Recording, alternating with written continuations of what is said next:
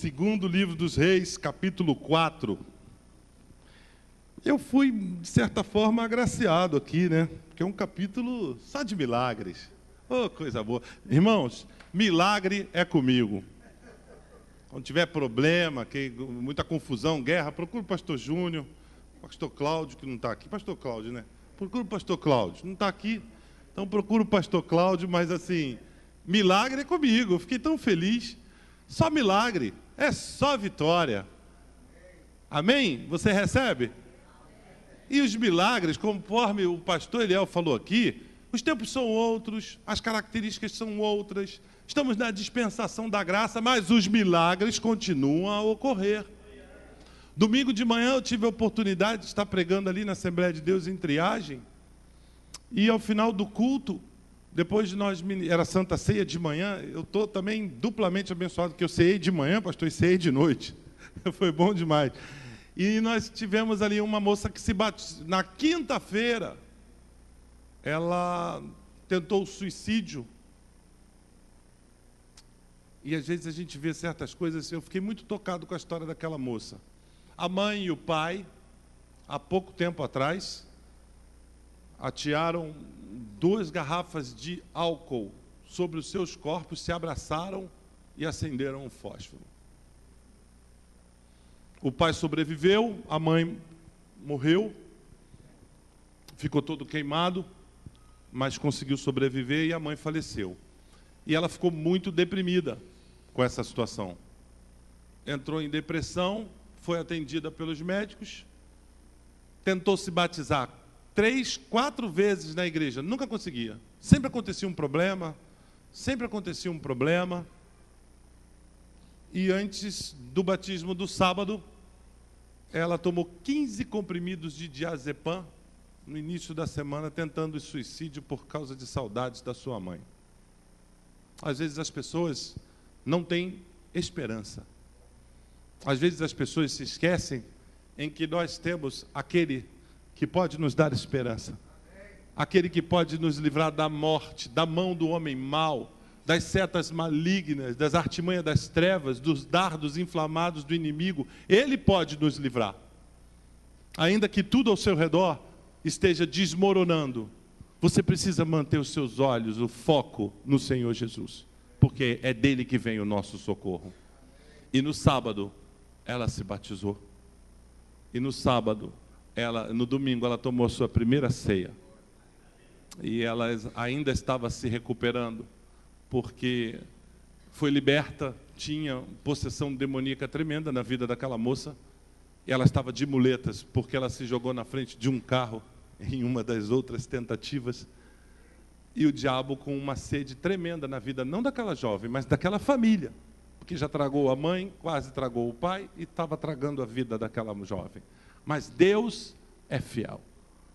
E ela estava ali dando um brado de vitória. E ela, depois que ela teve a sua vida finalmente liberta, ela pôde se regozijar no Senhor, pediu urgentemente o batismo, foi batizada e estava dando um brado de vitória naquela igreja. E eu fiquei muito feliz, porque foi uma vitória sobre as trevas. Amém? Nós temos que nos regozijar.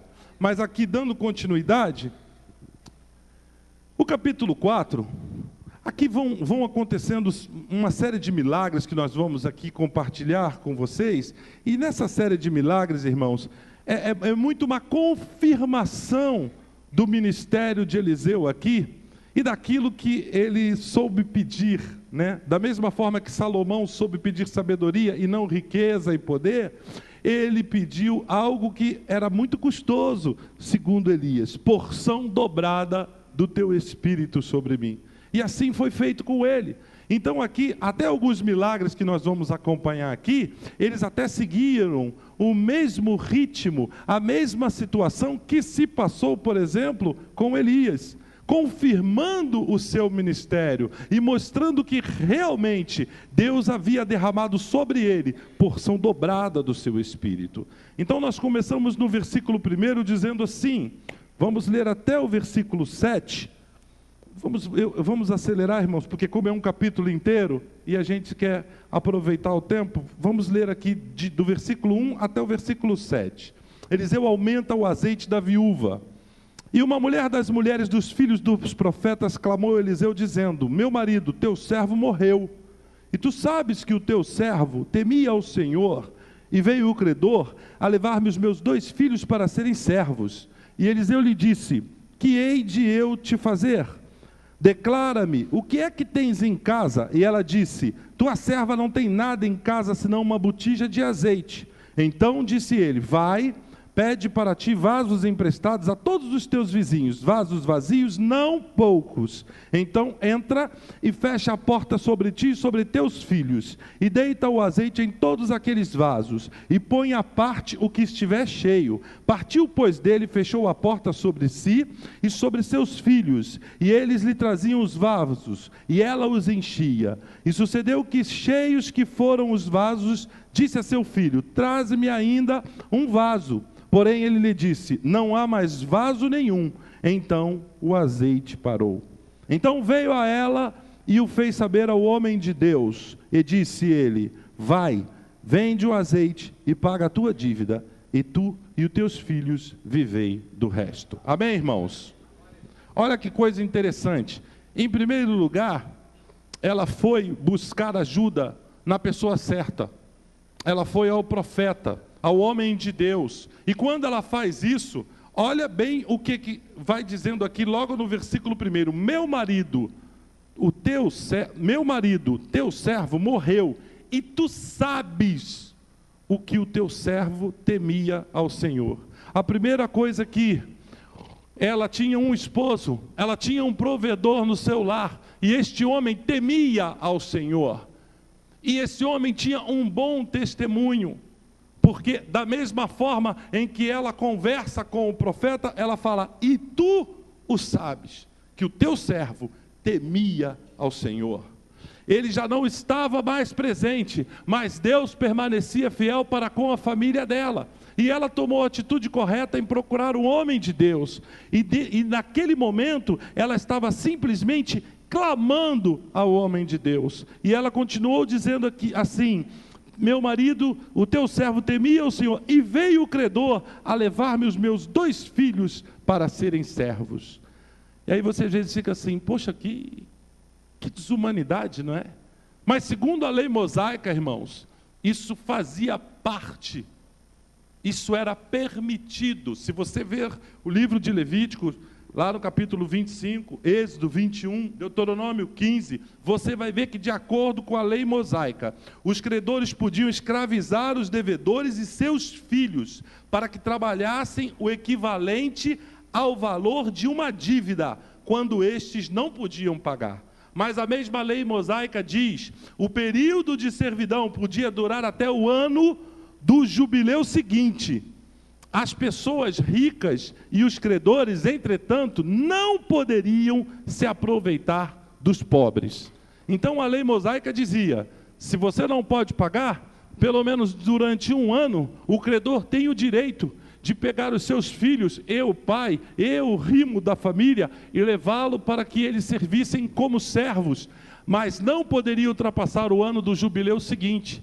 Então a lei mosaica, ela já estabelecia isso, e é por isso que ela disse isso, e ela temia: vai vir o credor e vai levar os meus 2 filhos, ou seja, vai me levar aquilo que me sobrou, e que me é mais precioso, que são os meus filhos. Eles já não têm um pai, e agora vou ficar eu também. A Bíblia fala o tempo inteiro que nós devemos cuidar e prover, no Velho e no Novo Testamento, as viúvas, o estrangeiro e os órfãos. E eu já estive numa dessas classes, eu já fui estrangeiro em terra estranha. E aconteceu uma coisa muito interessante comigo. Em 1993, eu sofri uma grave lesão e eu não podia colocar o pé no chão a perna no chão, durante 30 dias. Muletas duplas, eu morava no 2º andar, num prédio de 3 andares que não tinha elevador. Então, para subir e descer já era um sacrifício. E eu fui operado. E eu estava no hospital muito preocupado, porque não é como hoje, que você pega o telefone, né? Não tinha nem telemóvel. Eu estava em Portugal, em Coimbra, lá é telemóvel. Não tinha. Você hoje pega o telefone e diz, ô Crueira, para quem não sabe, é o Diácono Edinaldo.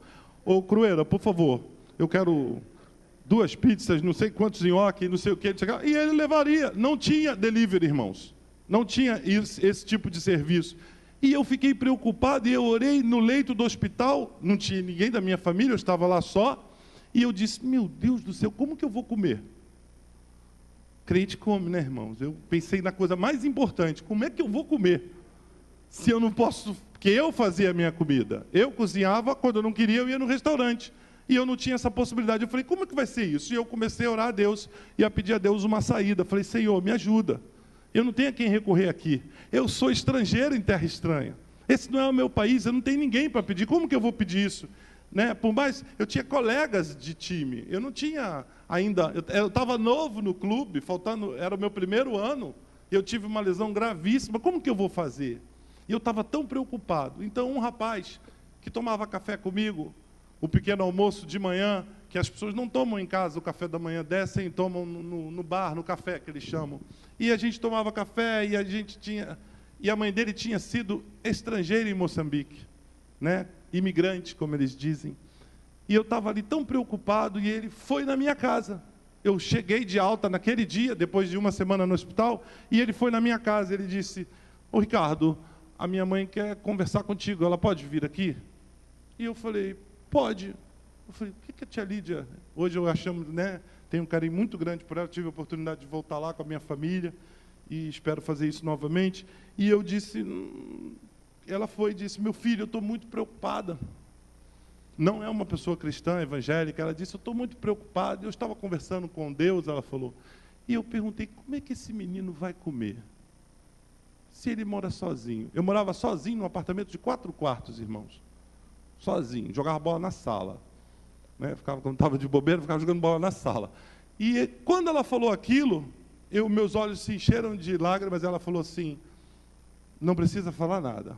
O Helder, que era o filho dela, vai lhe trazer o pequeno almoço, o almoço e o jantar, até que você possa andar. A provisão de Deus pode ser uma coisa simples para você, mas eu não tinha a mínima ideia de como eu ia comer, de como eu iria me alimentar. E eu não ia pegar o telefone para ligar para cá, para o Brasil, e dizer, mãe, pai, estou muito preocupado, não sei como é que eu vou comer, estou aqui, não tem ninguém e tal. Enfim, eu não precisei pedir a ninguém, eu pedi ao meu Deus. Eu pedi ao meu Deus e Ele providenciou aquele escape e aquele milagre. Para mim, aquilo foi um milagre. Às vezes nós achamos que milagre é só a cura do câncer. Há um paralítico andar, um cego ver, um surdo ouvir. O milagre acontece todos os dias na sua vida. Hoje, Deus providenciou alguns milagres para a tua vida hoje. Você não viu, mas se você pudesse ter os teus olhos espirituais abertos, você ia ver os anjos do Senhor que receberam ordem dele a teu respeito. Para te guardar, para te livrar do mal, para te cercar debaixo das suas asas, onde nós encontramos aconchego e abrigo. E isso aconteceu de uma forma talvez simples para uns, para mim foi um grande milagre, e Deus me deu esse livramento. E assim como essa mulher, ela foi a quem podia socorrê-la, ela foi ao homem de Deus. E ela disse exatamente como nós lemos aqui. Eliseu então disse, o que é que tu tens em casa? E ela disse, eu tenho uma botija de azeite. Quando eu li isso, há muitos anos atrás, que é uma história que todos nós conhecemos, eu achei que uma botija de azeite era algo razoavelmente grande. Mas esse tipo de azeite, esse tipo de botija, era para se untar azeite ao corpo. Não era algo muito grande, não era algo muito substancial. Nós não estamos falando de 5 litros de azeite. Nós estamos falando de uma quantidade menor. Não era aquilo que, tanto que ela falou assim, eu só tenho uma botija de azeite. Só tenho isso, é pouco. Mas Deus trabalha com aquilo que você tem. Você acha que a tua fé é pequena? O Senhor vai trabalhar na tua fé. Você acha que a tua esperança é pequena? Se você depositar no lugar certo, aos pés do Senhor, Ele vai multiplicar. Ele vai fazer com que você se fortaleça no momento em que você é fraco.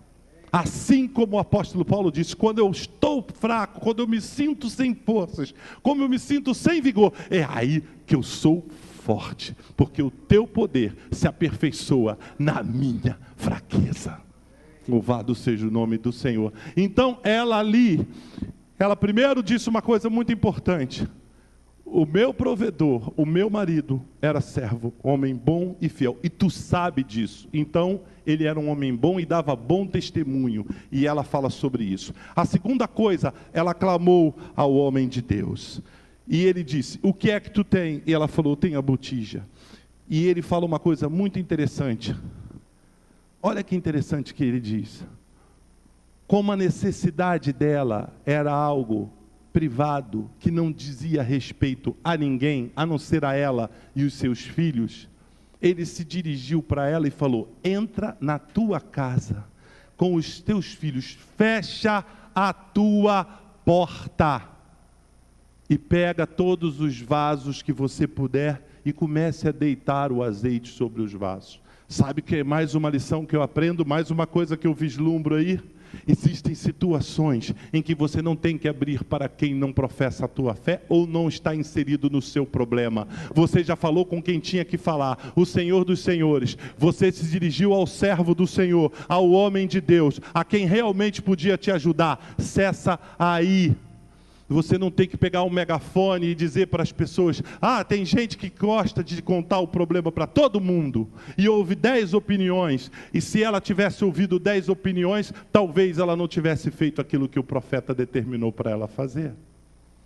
Mas ela obedeceu. Você continua lendo e você vê que ela entrou em sua casa, mandou seus 2 filhos, vai na vizinhança aí, sai pegando tudo quanto é vaso que tiver vazio dos vizinhos, pede emprestado que eu vou precisar. Entrou e fechou a porta. Ela fez exatamente como o homem de Deus a tinha orientado.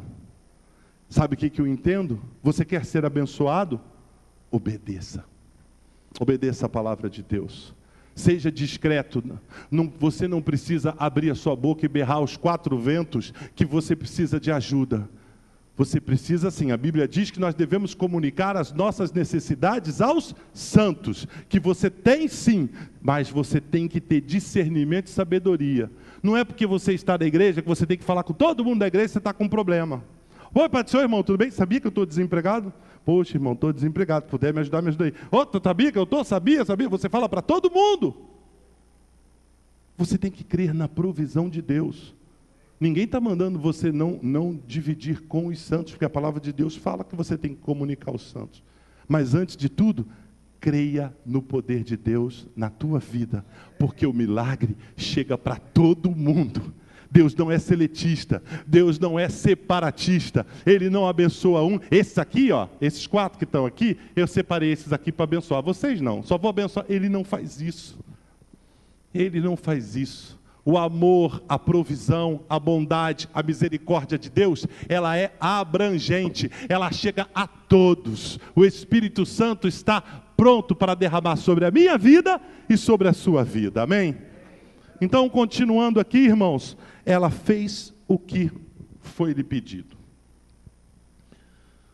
No versículo 7, depois você conhece o milagre, todos os vasos foram se enchendo até que acabassem os vasos, então cessou de se deitar o azeite sobre os vasos.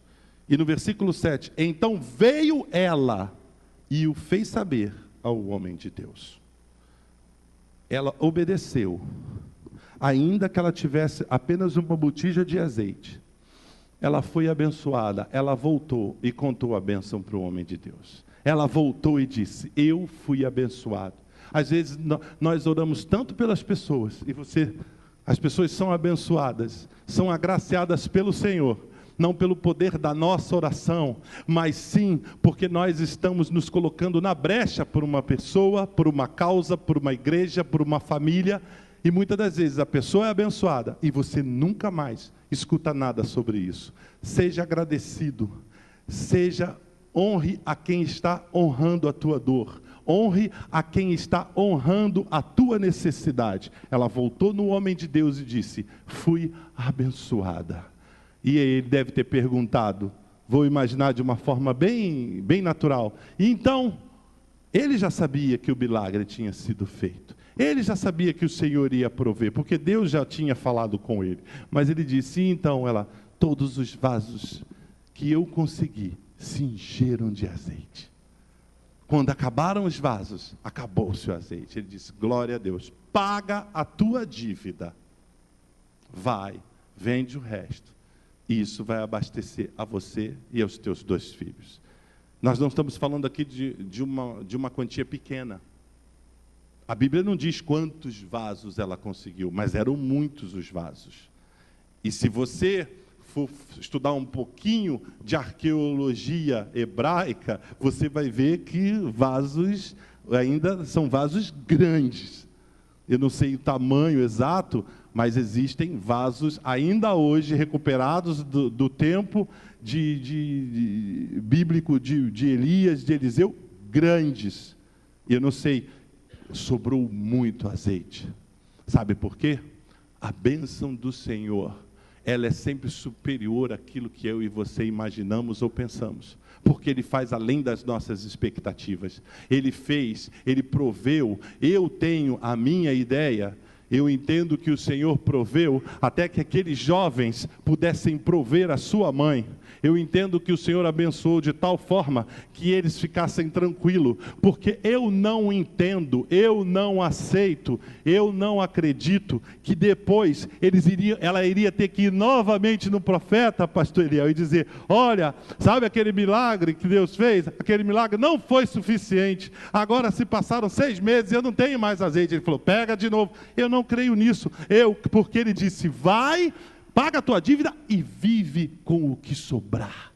Venda e viva. Então era realmente, eu entendo que como eles eram moços, eu entendo na minha concepção e dentro de uma realidade bíblica, porque Deus não faz nada pela metade. Deus faz tudo perfeito, e eles, até que eles pudessem prover a sua mãe, eu tenho certeza que nada os faltou. Glória a Deus por isso. O milagre aconteceu apenas pelo poder de Deus, sem a necessidade da presença de Eliseu. Obrigado. Sem a necessidade da presença de Eliseu. Eliseu estava tão tranquilo e confiante naquilo que Deus já tinha colocado no seu coração, que ele não precisou, vamos lá, traga os vasos, que eu vou impor o meu bordão, vou colocar a minha mão, eu vou orar. Nada. Ele simplesmente deu o recado de Deus, e ela confiou na palavra do homem de Deus. E nós precisamos confiar na palavra dos homens de Deus, dos verdadeiros homens de Deus. Nós precisamos, você tem um pastor nessa igreja, você tem que confiar na palavra desse pastor, ele quer o melhor para a sua vida. Eu duvido alguém que vem aqui pedir uma ajuda ou um conselho ao pastor Roberto, e ele vai dizer, agora não tenho tempo de falar com você, estou muito ocupado, depois eu vou ver um horário que eu possa te atender. Não, ele vai te atender, ele vai te socorrer na tua aflição, e os outros pastores aqui também estarão prontos para isso. Mas você precisa comunicar, você precisa se expor, você precisa ser discreto, mas direto. Discreto, mas direto. Porque aquilo que aflige o teu coração já é de conhecimento do Pai. Amém? Vamos continuar então. E depois vem um segundo milagre muito interessante aqui, a sunamita e seu filho. Então, dentro desse contexto da sunamita, né, eu fiquei olhando aqui. Sucedeu também um dia, no versículo 8, que indo Eliseu a Sunem, havia ali uma mulher rica, a qual reteve a comer pão. E sucedeu que todas as vezes que passava ali, se dirigia a comer pão. E ela disse a seu marido, eis que tenho observado que este passa sempre por nós, é um santo homem de Deus. Façamos-lhes, pois, um pequeno quarto junto ao muro, e ali lhe ponhamos uma cama, e uma mesa, e uma cadeira, e um candeeiro, e há de ser que, vindo ele a nós, para ali se retirará. E sucedeu que, um dia que veio ali, e retirou-se daquele quarto, e se deitou ali. Então disse ao seu moço Geazi, chama essa sunamita. E chamando-a, ela se pôs diante dele, porque ele dissera, diz-lhe, eis que tu nos tem tratado com todo desvelo, o que se há de fazer por ti? haverá alguma coisa de que fale por ti ao rei ou ao chefe do exército? E dissera a ela: eu habito no meio do meu povo. Inicialmente até aqui. Então aparece essa mulher sunamita, uma mulher rica, de posses, uma mulher que tinha um padrão de vida alto, e ela percebe pelas atitudes, pelo testemunho, pela postura, pelo andar, pelo falar, pelo caminhar, que Eliseu verdadeiramente era homem de Deus. E ela faz aquilo que é dever de todo cristão. A Bíblia fala que o bem que você pode fazer e não faz, você já está pecando. Porque tem gente que adora dizer isso. Né, pastor Júnior? Olha, eu não faço mal a ninguém. Eu não faço mal a ninguém. Aí dá vontade de você perguntar assim: e o bem você tem feito? Deixa isso quieto. Eu não faço mal. Já é um grande negócio não fazer mal a ninguém. Realmente, é um grande negócio. Mas se você teme ao Senhor, você precisa fazer o bem. Por quê? Não é pelas obras que nós seremos salvos, mas ela tem que acompanhar a minha fé. As boas obras precisam acompanhar a minha fé, para que se veja que eu verdadeiramente sou um homem de Deus, que verdadeiramente você é uma mulher de Deus, é um homem de Deus. As boas obras precisam te seguir. Ou você conhece a boa árvore por quê? Pelos frutos bons. Não é por milagre que nós seremos conhecidos, não, gente. A gente, vou dar rabo de arraia aqui na igreja, vou dar banda, cambalhota, e vou fazer aqui estripulias, e todo mundo vai ver. Não. É pelo meu testemunho e pelos meus frutos. Frutos que sejam dignos de arrependimento, de quem teve uma vida convertida pelo Senhor. E ela diz isso para ele. E ela fala para o seu marido: vamos abençoar o homem de Deus, vamos fazer um quarto. Esse tipo de quarto, na arquitetura hebraica antiga, ele era feito por fora da casa. Ele tinha uma entrada externa, era feita uma escada por fora, para que ela fez aquilo para dar a ele também uma privacidade, para que ele pudesse, um conforto. Ela fala: esse homem de Deus anda tanto, porque naquela época não tinha moto, não tinha carro, não dava para ele chamar um Uber. Geazi, chama um Uber aí, vamos lá na mulher sunamita. Não, tinha que ir, com o pezinho e joelho para cima e para baixo, no máximo um camelo, no máximo um burro, no máximo um cavalo, era o que se tinha, não se tinha nada diferente disso. E ela se preocupou, ela observou, aquilo se sucedeu muitas e muitas vezes, e ela conversou com seu marido e assim fizeram. E ele vai e procura. Agora olha o contentamento dessa mulher. Olha a influência que Eliseu tinha. Quer que eu fale com o chefe do exército? Quer que eu fale com o rei? Quer que eu fale... Só a nata, pessoal lá de cima. Quer que eu fale alguém ao teu respeito? Você tem sido tão boa para nós. Você nos dá de comer, nos dá um canto para nós dormirmos, para nós descansarmos. Ela disse: eu habito no meio do meu povo. Sabe o que ela estava dizendo para ele? Eu estou bem. Eu vivo no meio do meu povo. Ela demonstrou contentamento. Ela demonstrou que ela não precisava de nada. Se a outra dizia assim: pô, eu queria isso, eu queria aquilo, pode falar isso. Não, ela botou o contentamento dela para o homem de Deus. E aí, então disse ele: que se há de fazer, pois, por ela? E Geazi disse: ora, ela não tem filho e seu marido é velho. Pelo que disse ele: chama. E chamando ele, ela se pôs à porta. E ele disse: a este tempo determinado, segundo o tempo determinado... Não, me enrolei. Aqui está aqui. E disse ele: a esse tempo determinado, segundo o tempo da vida, abraçarás um filho. E disse ela: não, meu senhor, homem de Deus, não mintas a tua serva. Sabe por que ela falou isso? Não mintas, ela achava impossível. Ela não era uma garotinha.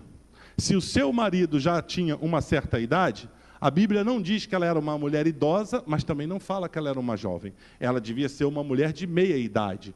Né? E ela aqui diz para ele assim: não minta, não fala um negócio desse para mim. Olha, não promete o que você não pode cumprir. Não é assim que a gente fala? Não venha me prometer aquilo que você não pode cumprir. E ele falou para ela. E ela disse: não mintas a tua serva. E concebeu a mulher e deu à luz um filho, no tal tempo determinado, segundo o tempo da vida que Eliseu lhe dissera. Eliseu queria abençoar a vida daquela mulher, porque ele estava sendo abençoado por ela. E nessa hora Deus usou Geazi. a história de Geazi, mais para frente vocês vão ver no que deu. Mas nesse momento, Deus usou a vida de Geazi e disse: ela não tem filho, o marido dela é velho, acredito eu que ela ia ser feliz se tivesse um filho e ele também. Então, aconteceu que essa criança nasceu. E essa criança, um menino, saía com seu pai para trabalhar, o menino ia crescendo e tudo, e um dia, ai minha cabeça, então disse o moço: leva-o para sua mãe. E ele levou e tomou a sua mãe, esteve sobre os seus joelhos até o meio-dia e morreu. E subiu ela e o deitou sobre a cama do homem de Deus, e fechou sobre ele a porta e saiu. Olha que interessante. Historicamente, é bem provável que esse menino tenha tido uma insolação, pelas características das suas dores e etc. e tal. E nesse momento, ela não levou para dentro da sua casa, ela levou para o quarto do homem de Deus. Ela pediu aquele filho, irmãos? Não, ela não pediu. Ela inclusive alertou o homem de Deus para, assim, por favor, não prometa aquilo que você não possa cumprir. Mas esse menino era uma realidade e tenho certeza que era a alegria daquela casa. E ela ela levou, não falou nada com seu marido. Aí eu também procuro entender, seu marido já tinha uma certa idade. Ela falou: peraí, eu vou conversar com quem é que pode me dar alguma resposta sobre isso. Ela não falou com o marido dela, repete-se a história do primeiro milagre do capítulo 4. Ela não foi, ela podia chegar para o seu marido e dizer assim: você viu o que aconteceu? Olha aí, ó, o homem de Deus falou que a gente ia ter um filho, o menino estava muito bem, para que dar um filho para a gente, para agora matar uma criança, para a criança morrer? Antes não tivesse dado. Muitos fariam isso, ela não fez, ela botou ele lá, já crendo, ela teve a atitude correta, ela já tinha fé.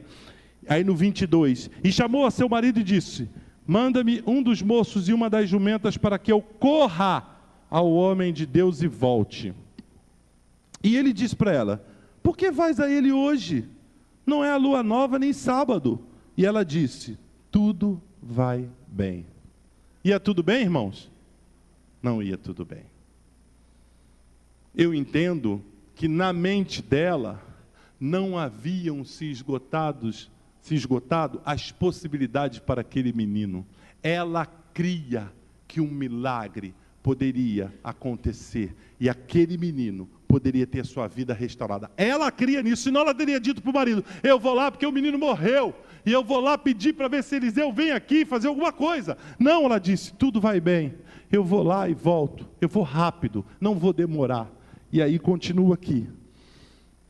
E disse ele, então abarrou a jumenta e disse ao seu moço: guia e anda, e não te detenhas no caminhar, senão quando eu te disser. Sabe o que eu entendo aqui também? Ela disse para o seu marido: pede um dos moços para preparar a jumenta, para que eu corra ao homem de Deus e volte. Eu corra. Ela não mandou um emissário. Ela era uma mulher rica, ela tinha muitos empregados. Vai lá e chama lá o homem de Deus, fala que eu preciso falar com ele, que é urgente. Tem coisas que você não tem que mandar emissário nenhum. Tem coisas que é para eu e você fazermos. Tem coisa que o Senhor espera a nossa atitude. Você não vai mudar a situação, mas você vai estar no caminho certo para que o Senhor mude a tua situação. Você está passando por um momento de dificuldade na sua vida, você está passando por um momento que está além das tuas próprias forças, este é o sinal de Deus. Quando a palavra que foi dispensada a Josué, é dispensada a mim também. Se eu me mantiver no local para onde eu fui chamado para o Senhor, se eu não me desviar nem para a direita e nem para a esquerda, se eu me permanecer na posição que o Senhor me colocou, então Ele lutará por mim, então Ele fará acontecer aquilo que eu não posso fazer. O que ela tinha que fazer, ela fez, ir até o homem de Deus. E ela, quando chega perto dele, nem para o seu servo ela fala: vai tudo bem? Está tudo bem, está tudo bem. E ela continua aqui. Então, partiu ela, pois, e veio ao homem de Deus no Monte Carmelo. E sucedeu o quê? Vendo ao homem de Deus de longe, disse a Geazi, seu moço: eis aí a sunamita. E naquela hora, Eliseu já sabia que tinha alguma coisa errada. Né? Aquela expressão que o pessoal usa hoje, né? Deu ruim. a sunamita, o que ela está fazendo aqui? E vem voada, e vem levantando poeira, correndo. O que aquela mulher está fazendo? Deu ruim. Geazi, vai lá ver o que ela quer. Vai ver o que aconteceu. Pergunta ela se está tudo bem. Né? Ele já sabia. E aí, ele correu lá e perguntou, vai bem contigo? Vai bem com o teu marido? Vai bem com o teu filho? E ela disse, vai bem, está tudo bem. Está tudo bem com você? Está tudo bem. E teu marido? Tudo bem, está lá. Teu filho? Está tudo bem. Ela falou tudo isso. Ela teve sensibilidade. Sabe por quê? Era Geazi que ia resolver o problema dela? Não. Não era Geazi que ia resolver. Até poderia ser. E até Eliseu achou que poderia resolver através de Geazi. Ela achou, leva aqui meu bordão, vá lá. Mas ela não quis despejar toda a tristeza do seu coração, porque ela estava triste, irmãos. Ela estava muito triste. Ela não fez isso na pessoa errada, ela fez isso com a pessoa certa. Nesse momento aqui, Eliseu tipifica Cristo. Eliseu está tipificando nessa história Jesus Cristo, aquele que tem poder sobre a vida e sobre a morte, aquele que pode trazer a vida a quem está morto espiritualmente. O Senhor traz a vida. Não, você não adianta ir em emissário nenhum, é Ele que vai fazer a obra. Por isso que nós não oramos para santos que tem boca e não falam, que tem pé e não anda, que tem ouvido e não ouve, que estão ali e não veem nada. Nós nos dirigimos àquele que tem todo o poder, aquele que ressuscitou o terceiro dia, está à destra do Pai, intercedendo por mim e você, vendo a tua aflição, vendo o teu problema, vendo a tua necessidade e te socorrendo em tempo oportuno. Não é assim que Hebreus fala? Cheguemos-nos, pois, com confiança ao trono da graça, para que em tempo oportuno possamos ser ajudados. É isso. E aí vem uma outra coisa muito importante, que esta fala de Hebreus 4, né? Que esta fala diz para mim, para que em tempo oportuno. Olha só. Sabe de que eu me lembro? Quando eu leio esse versículo, para que sejamos ajudados em tempo oportuno. Todas as coisas cooperam para o bem daqueles que amam a Deus e contribuem para o seu propósito. Olha aqui, ó, o seu propósito. Não é o teu, não é o meu propósito, é o propósito dele, na minha e na tua vida. Então, se todas as coisas cooperam para o meu bem e contribuem para o propósito do Senhor, e se eu tenho que me chegar ao trono da graça, humildemente, corretamente, falando com quem tem poder, glória e graça, Ele irá de me socorrer, segundo a sua vontade e no seu tempo, não no meu tempo. E aí ela continua aqui, né? E ela diz que ia tudo bem. Quando ela chegando, pois, ao homem de Deus no monte, pegou os seus pés, mas chegou o Geazi para retirar. Eu imagino logo Geazi. Geazi era a palavra que as pessoas gostam muito de usar e que cabe aqui para ele. Ele era um ativista. Eu sou o moço, ele devia ser marrento, porque depois, né, na frente a gente viu como é que estava o coração dele. Mas Geazi dizendo assim, peraí, sai daí, está se jogando aqui nos pés do profeta por causa de quê? Eu sou o moço, eu que tenho que ver se você pode chegar aqui ou não. Ele falou, deixa ela porque ela está despedaçada. E o Senhor não me revelou o que está acontecendo com ela. Mas tem alguma coisa que não está certa. Às vezes, Deus dá esse sentimento. Deus nunca... Irmãos, vou abrir um parênteses de 1 minuto. Quando era... Tenho que confessar. Pastor Paulo chegou, agora eu posso confessar. Então, assim, eu tinha um sonho. Eu queria ser um homem de Deus, eu queria ter visão. Todo mundo falava negócio de visão, eu quero ver demônio, quero ver anjo, quero ver as paradas todas do mundo espiritual. Eu não via nada, irmão. Aí estava todo mundo orando, o poder de Deus cair na igreja, eu fazia assim, quando eu abrir, eu vou ver anjo aqui dentro. Eu não via nada, irmão. Eu vi os irmãos, eu queria ter isso. Eu via pastor Gesiel, fui criado na Assembleia de Deus de São Cristóvão, um dia era pastor Túlio, outro dia era pastor Lourenço Olson, outro dia era pastor Gesiel Gomes, eu ficava ali, sabe, deitando e rolando, né? E eu falava assim, eu vou ter esse negócio de profecia e tal. E Deus não me deu esses dons, mas me deu outros. Sabe por quê? Porque eu sou parte do corpo de Cristo, e nós não somos iguais, e o Espírito dá a quem Ele quer, da maneira que Ele quer, da forma que Ele quer, no tempo que Ele quer. E Deus usa a todos nós indistintivamente. Deus não, só vou usar aquele grupo. Ele usa a cada um aqui de uma forma. É por isso que nós entendemos, quando a Bíblia fala na multiforme sabedoria de Deus, porque Ele me usa de um jeito e Ele usa você de outro. Ele usa ele de outro, Ele usa ela de outro, Ele usa você que está lá atrás de outro jeito. Eu nunca deixo de contar a história do pastor Levi. Pastor Levi é um homem de Deus hoje, atua em Parque São Vicente, tem uma igreja linda, está pastoreando ali há quase 30 anos na Baixada Fluminense. Pastor Levi Rodrigues, ele só foi conhecer Jesus Cristo porque o porteiro da igreja, naquela época tinha porteiro da igreja, né? Era auxiliar de trabalho, o cara era porteiro, não era nem às vezes diácono. Ele via a família passar do outro lado, ele ficava espreitando nos domingos. Ele disse, eles olhavam, o pai da família olhava para dentro da igreja, curioso, sabe, mas diminuía o passo e continuava. Deixa comigo. O homem de Deus, aquele porteiro, disse, deixa comigo, vou pegar na curva. Chegou no outro domingo, quando o pai dele veio, o porteiro viu de longe, correu, atravessou a rua, estava lá do outro lado já. Quando chegou, botou a mão no ombro, vamos entrar. Por que você não vem? Eu vejo que você tem visto a igreja. Vamos lá, Deus tem uma obra na vida de vocês. E aquele pai de família entrou e se rendeu aos pés do Senhor, ele e sua família, naquele domingo. Foi porque a palavra do Senhor foi ministrada? Foi. E se o diácono tivesse ficado parado lá, eles estavam aonde hoje? Corpo de Cristo é a composição de membros interdependentes que se complementam entre si e formam a unidade da igreja. E quem une a igreja? O sangue de Jesus Cristo, que nos purifica de todo o pecado. Então é isso que conta para nós aqui. Ele, quando viu essa situação, ele disse, deixa ela. E disse ela, pedi eu a meu senhor algum filho? Ela foi logo, ela também não veio brincando não. Ela veio logo dando na lata. Homem de Deus, eu te pedi algum filho? Quando você falou que eu ia ter um filho, o que eu falei? Olha, não brinca com isso. Não promete que você não pode cumprir. E a criança veio. Só para você me tirar? É isso? Foi me dar alguns anos de alegria, para agora me dar uma profunda dor que vai me acompanhar para o resto da vida? Foi isso que você fez? E Eliseu imediatamente... Não, disse eu, não me enganes.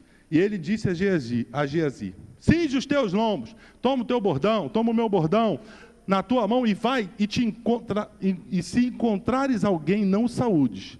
E se alguém te saudar, não lhe respondas. Eu tenho mais 5 minutos.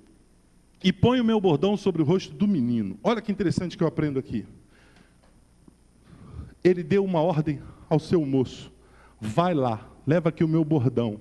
E coloca isso, se alguém falar com você, não o saúde. Se alguém quiser te parar para alguma coisa, não pare para nada. Sabe o que eu entendo disso? A prioridade precisa ser cumprida. Você está passando por uma fase difícil, você está passando por um momento em que você requer a bênção e a atuação do Senhor na tua vida, não te detenhas, não vou nem falar em roda de escarnecedores, tá? Não vou falar nem disso, porque você é filho do rei, mas não fica ouvindo o conselho de quem não tem nada para te dar. Sabe o vampirão? Tem um homem de Deus chamado professor Gretz. Ele é um dos maiores palestrantes desse país, ele é um servo de Deus, e ele fala do vampirão. Ele fala, quem é o vampirão? Ele diz assim, quando você vai na igreja, ou quando você vem assistir uma palestra abençoada, porque ele usa a palavra de Deus nas palestras dele, e tem gente que não gosta. Ele diz, se for me contratar, eu vou falar muitas coisas que tem a ver com essa palavra aqui, porque ela muda a vida do ser humano. E professor Gretchen diz que você vai na igreja e você senta e você ouve uma palavra abençoada e o pastor prega, o pastor jejuou, orou, se preparou e o poder de Deus cai na igreja e você sai, muitas das vezes, animado. Não chega nem a pegar o carro, aí você sai ali fora. Aí, puxa, que culto abençoado. Tal. Aí o vampirão, ele diz que já vem com a mão assim, ó. O vampirão. Aí bota no teu ombro assim, ó. É. Está falando aí, quero ver ele, segunda-feira amanhã o couro come. E a gente está lá sozinho, quero só ver. Isso aí que ele falou é muito bonito, mas na prática não é assim não. A gente apanha daqui, aí você vai fazendo assim, ó. Vai murchando, e ele ó, e ele fala, ó, vai sugando, vai te sugando, vai te sugando. Ele era muito pobre, ele tinha uma única camisa branca, que ele usava, a melhor camisa para ir no culto à igreja dia de domingo. Ele foi criado na igreja no interior. E ele assim, puxa vida, só tem essa camisa. E aí a mãe dele chega um dia lá, ganhou um dinheirinho e comprou tintura Guarani. Quem é velho assim, sabe? Não, eu fiz assim, com a mão. Não, o pastor Roberto é novo, rapaz. Meu pastor, não se mete nisso não, pastor Paulo. Eu vou levar essa bengala, hein? Vou sair daqui e levo a bengala. Então o que aconteceu? O homem, a mãe vai, ele, tintura Guarani, pum, pegou lá no fogo o balde, aquele fogãozão de lenha, jogou a tintura Guarani vermelha. Jogou a camisa lá dentro, falou glória, mexeu com o pau, a camisa ficou vermelho reluzente. No domingo seguinte ele bota a camisa. O que acontece com a camisa? Aqui a camisa do infeliz. E ele assim, Jesus, isso é coisa do capeta. E agora, como é que eu vou para a igreja assim? Como é que eu vou? Eu vou. Foi e sentou no último banco. Ele contando isso, irmãos, eu morri de rir. Ele contando isso, ele sentei no último banco e fiquei quietinho. E eu fazia assim. Quando você está curto, que você quer segurar assim, né? Para não subir. Aí ele assim, ó, eu com os braços polidos, grande, o garoto grande. E eu ali quieto, ele é grandão, maior do que eu. E ele ali quieto, ele falou que vou sentar no último banco. Aí ele entrou na igreja. Nós abrimos, naquela época, né? Esse culto. Aí que ele entrou, deu o primeiro, o segundo, passou do último banco. Quando estava chegando assim no penúltimo banco, ele escutou aquela voz do demônio dizendo assim: é a branca. O irmão que estava sentado lá atrás: é a branca. Eu nem cheguei na igreja, já tem alguém me humilhando. Eu nem entrei, já tem alguém falando que era branca. E era branca, irmãos, era branca. Eu todo feliz. O diabo mora na igreja e senta no último banco. Eu entrei na igreja, a pessoa é a branca. Já entregou ele. Você tem que estar atento à voz que não é a voz do Senhor na tua vida. Você tem que estar atento às pessoas que só querem fomentar na sua cabeça, que só querem falar mal. Tem gente que já faz parte da sua natureza, ela fala mal de tudo. Sabe aquelas pessoas ranzinzas? As pessoas falam, os velhos, tem muita gente nova ranzinza. Tem muita gente que reclama de tudo. Se a comida está muito quente, é porque está quente. Se está fria, é porque está fria. Se está chovendo, é porque está chovendo. Se está sol, é porque está sol. Reclama de tudo, nunca está satisfeito com nada. Aí eu lembro de uma história tão simples, de uma frase tão simples e tão abrangente. Entra isso para o mundo espiritual. Para quem não sabe para onde vai, todo caminho leva a lugar nenhum. É assim que funciona. E acabando aqui, sabe que eu já estourei meu tempo em 3 minutos e vou só mais 2 aqui. Ele corre para aquela mulher. E aí, quando ela vive o Senhor e vive a tua alma, que não hei de te deixar. Então ele se levantou e a seguiu, e foram os dois. E quando ele chega, aí é tão interessante, que se repete a história de Elias, com o filho da viúva de Sarepta, lá em 1 Reis 17, né? Em que ele deitou sobre o menino também.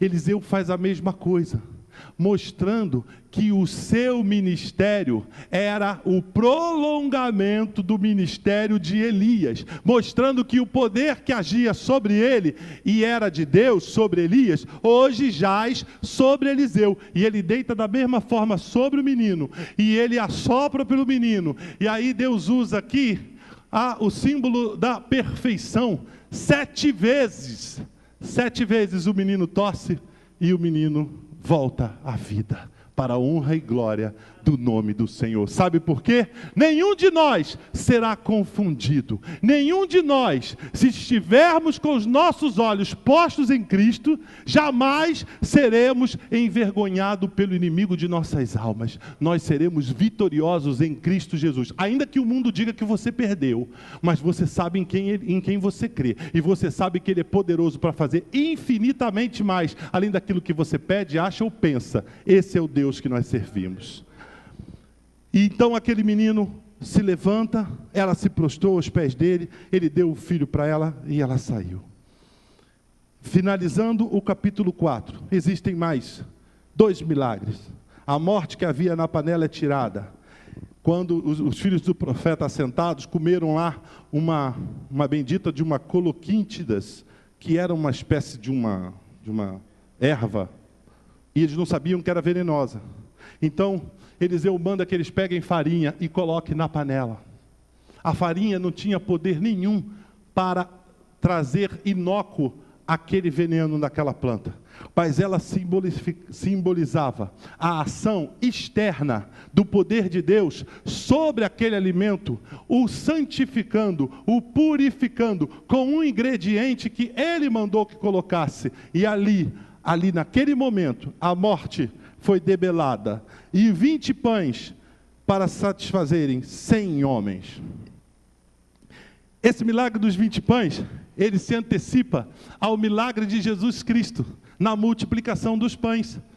Ou seja, há uma antecipação do ministério messiânico de Jesus Cristo, aqui nesse milagre dos 20 pães. Esses 20 pães, eles não eram os pães que eles traziam para alimentar as pessoas. Normalmente, esses 20 pães, eles trariam como primícia, né? Eram as primícias que eles usavam.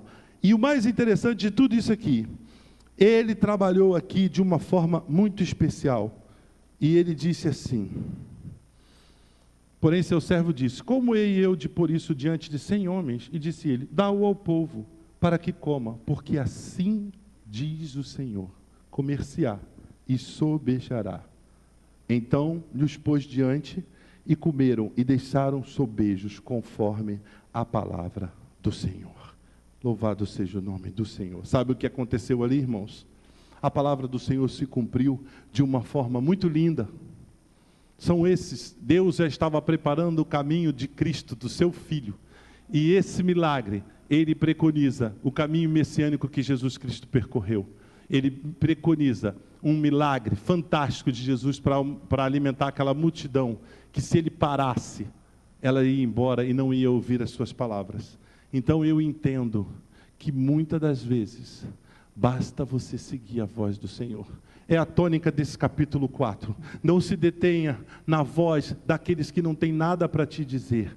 Confie nos homens e nas mulheres de Deus. Seja você um homem e mulher de Deus, conhecido pelo seu testemunho, pela sua postura. Seja a tua palavra temperada com sal, para que aonde quer que você se desloque e vá, as pessoas possam te ouvir e saber que você tem algum recado de Deus para a vida deles. Seja pregando com as suas palavras, ou seja pregando com as suas ações, ou seja, dando simplesmente o seu testemunho.